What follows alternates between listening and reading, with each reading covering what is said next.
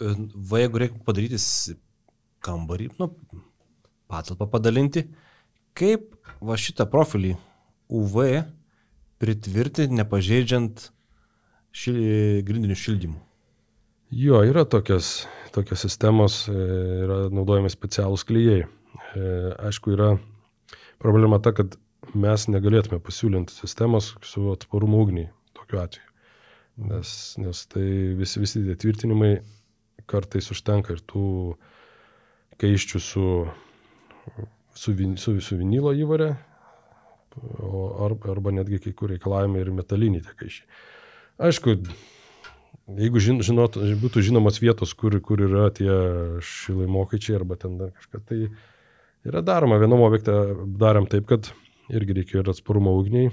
Tai buvo jungtas tas šildymas vadinamas ir su termovizorium sužymėta vietos, kuriuose eina tie vamzdeliai. Tada jau montuotojai žinojo, kurioje vietoje galima, vadinama, gręžti.